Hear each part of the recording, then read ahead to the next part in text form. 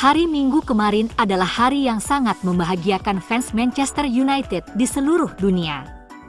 Dua kabar luar biasa menimbulkan optimisme tinggi. Yang pertama, kabar telah kelarnya kesepakatan Inter dan MU, dengan kiper Andre Onana segera diumumkan secara resmi. Yang kedua tentunya kabar yang dirilis situs resmi MU dan Harry Maguire. Sang bek secara resmi dicopot sebagai kapten Manchester United. Dalam tweet yang emosional, Maguire membagikan kekecewaannya karena kehilangan jabatan kapten. Setelah berdiskusi dengan manajer hari ini, dia memberitahu saya bahwa dia mengganti kapten. Saya akan terus memberikan segalanya setiap kali saya mengenakan seragam ini. Jadi saya ingin mengucapkan terima kasih yang sebesar-besarnya kepada para penggemar Manchester United atas semua dukungan brilian mereka selama saya mengenakan ban kapten. Ten Hag bertujuan untuk menjual Maguire dan pemain tak terpakai lainnya untuk meningkatkan dana untuk pemain baru. Maguire, yang dibeli MU dari Leicester seharga 80 juta pound pada Agustus 2019, hanya tampil 8 kali sebagai starter di Premier League musim lalu. Jika Maguire pergi, Ten Hag mencari bek tengah baru. Perjalanan Maguire di MU kini berada di persimpangan jalan yang kritis, dan hanya waktu yang akan mengungkap langkah selanjutnya. Sebuah laporan baru melalui The Sun mengklaim Chelsea sedang mempertimbangkan untuk memasuki perlombaan untuk mengontrak Maguire. Manajer baru mereka, Mauricio Pochettino, adalah pengagum lama Maguire setelah mencoba mengontraknya untuk Tottenham. Dari sudut pandang MU, ini ideal karena Chelsea adalah salah satu dari sedikit klub yang mampu membayar gaji Maguire. Newcastle juga punya kans besar memikat Maguire. West Ham jadi klub terdepan untuk memboyong Maguire. Sekarang tergantung pada Maguire, apakah mau pindah demi kelanjutan karirnya, atau terus mengikuti jejak Phil Jones di MU. Kepindahan Dean Henderson tampaknya akan kembali terjadi setelah Manchester United mengumumkan Andre Onana secara resmi. Setan Merah dilaporkan telah menyegel kesepakatan kontrak dengan Onana. Dan itu sepertinya akan memicu kepindahan Henderson dari Old Trafford ke Nottingham Forest. Klaim Athletic, Ten Hag sekarang berharap Onana akan dapat bergabung dengan mereka untuk perjalanan pramusim minggu ini ke Amerika. Efek domino dari langkah tersebut kemungkinan akan membuat Henderson pindah secara permanen dari klub Forest, tempat dia menghabiskan musim lalu dengan status pinjaman, telah lama menjadi pesaing utama untuk mendapatkan tanda tangannya.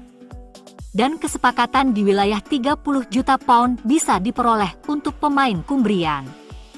Itu akan memicu pembagian keuntungan penjualan bagi Carlisle United yang menjual Henderson dari akademi mereka ke MU pada tahun 2011.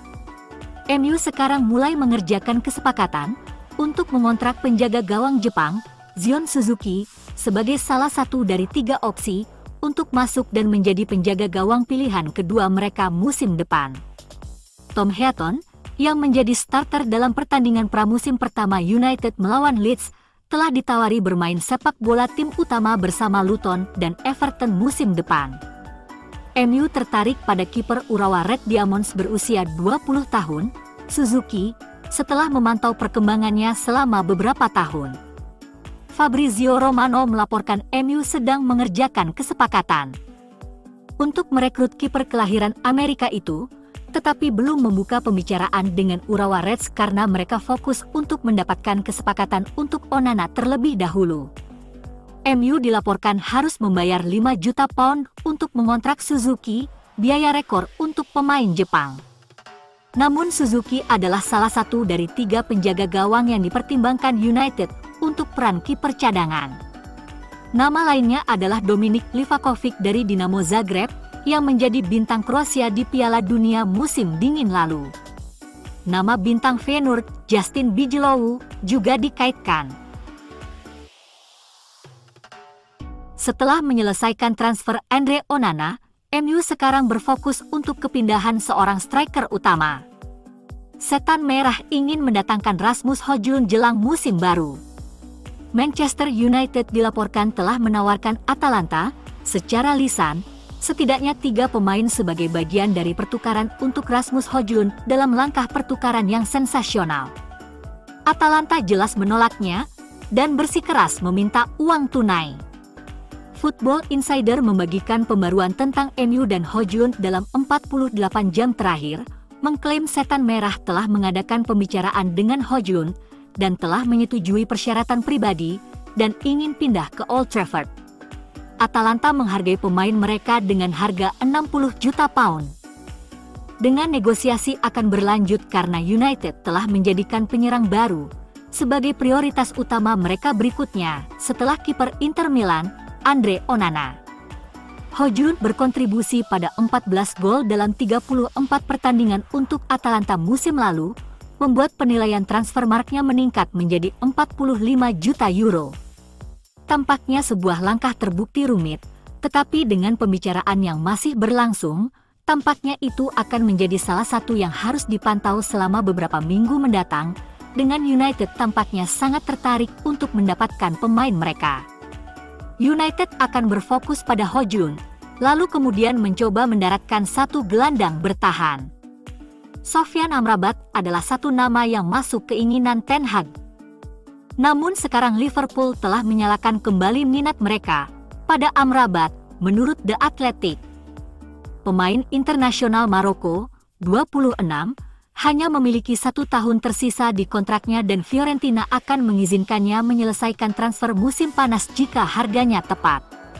MU kudu bergerak cepat mengamankan Højlund demi ambisi mendaratkan Amrabat juga.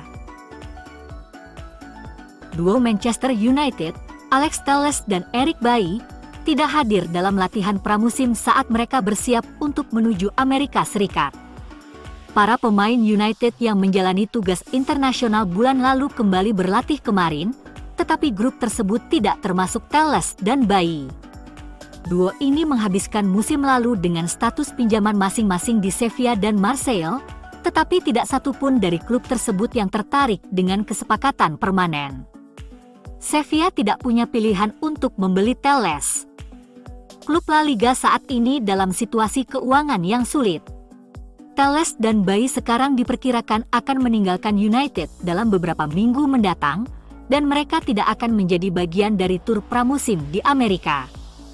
Al Nassr telah menyatakan minatnya pada Telles, dan United dapat memperoleh kembali 15 juta euro yang dibayarkan untuk mengontraknya dari Porto pada musim panas 2020.